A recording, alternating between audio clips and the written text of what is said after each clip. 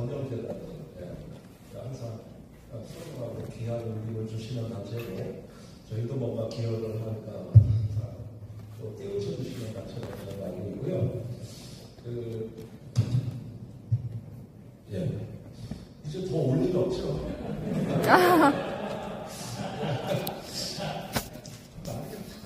생각이 안 나요. 소중한 저녁 자리에 초청해 주셔서 감사드리고요. 제가 이 65년생인데 요즘 살면서도 항상 하루가 이 평화란 무엇인가 하는데 이렇게 답하기 어려운 질문이 또 있을까 싶을 정도로 정말 무언가 쓴듯 이것이 바로 평화다 이렇게 이야기하기가 너무 어렵습니다. 그런데 성경에서도 시편에 이런 구절이 나오더라고요. 사랑과 진리가 눈을 맞추고 정의와 평화가 입을 맞추는 세상. 저는 이게 그 평화의 선명하고 분명한 어떤 가르침을 준다고 생각이 됩니다. 사랑과 진리가 눈을 맞추고 정의와 평화가 입을 맞추는 세상. 그게 평화 세상이다. 그런데 공정성을 기하기 위해서 다른 종교는 어떻게 얘기하고 있는가?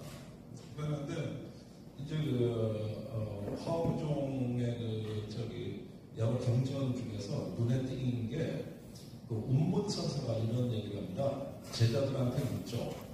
그러니까 접으면 터럭 하나 설 자리가 없고 펼치면 온 산나만상을 다 덮는 게 있다. 그것이 무엇이냐? 이렇게 하는데 제자들이 답을 못해요. 한참 있다가 스승이 마음이다. 마음은 접으면은 한없이 좁아지고 펼치면 한없이 넓어진다. 그러니까 그게 바로 그 평화란 건 뭐냐 하면은 많은 것을 포용하고 안아가기 위해 마음을 펼치는 과정. 펼친 마음. 이게 이제 하나의 평화에 대한 적절한 표현이 아닌가. 그리고 공자님이 말하는 평화는 대동세상이라고 생각합니다. 다 같이 공존하는 세상. 대동세상. 사실은 이게 별로 좋은 말은 아닙니다. 그 임금은 임금답게, 신하는 신하답게, 남편은 남편답게, 부인은 부인답게. 이게 계급 질서를 얘기하는 건데 이걸 80년대 운동권이 제법 현대적으로 해석해서 어울림과 공존의 세상을 대동 세상이라고 했어요. 그래서 그것도 필요하다. 그러니까 많은 어떤 그 표현들에서 우리가 알 수 있는 것은 개인으로부터 공동체, 더 나아가서 나라와 세계에 이르기까지 무언가 같이 연결되고 공존되고 이해하고 포용해나가는 이런 세상이 바로 평화라고 할 수 있겠습니다.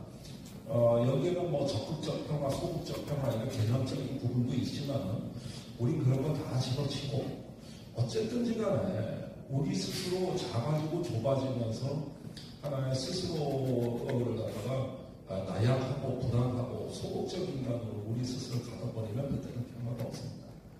국가도 국민이 서로 다른 사고와 이데올로기와 종교와 취향이 용광로처럼 뒤섞여 있습니다만은 이런 다양성이 존중되고 공존하고 평화로운 말 그대로 통합을 달성하는 나라가 평화로운 국가고 그런 통합을 달성하는 나라가 국제적으로도 평화를 이룰 수가 있습니다. 요즘 외교도 옛날에는 외교에 무슨 독자적인 영역이 있는 것처럼 이야기를 많이 했습니다만 최근에 올수록 외교도 국내 정치의 연장이라고 합니다. 결국은 국내 정치가 지배하는 게 외교라는 것이죠.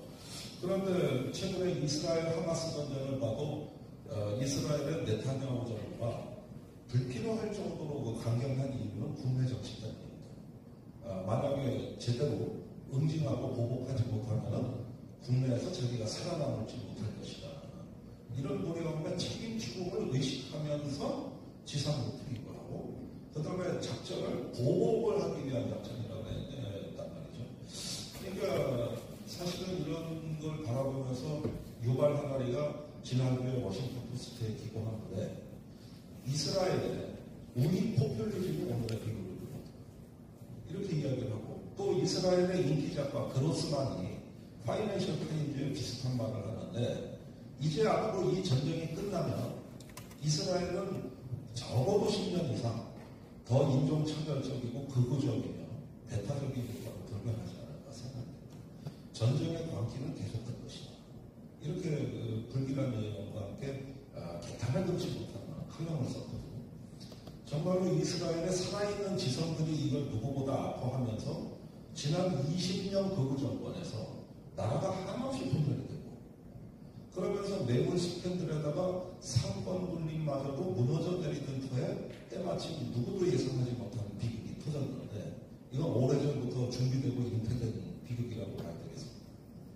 사실은 우리가 이 세상을 보는 맑은 눈물 같지 못하고 이렇게 시야가 흐르는 이 개탄스러운 상황이 얼마나 극명하게 드러나는가는 전쟁이 일어나기 일주일 전에 미국의 백악관의 제이크 설리반 안보보좌관의 황당무계한 발언에서 찾아볼 수가 있습니다. 뭐라 그러냐?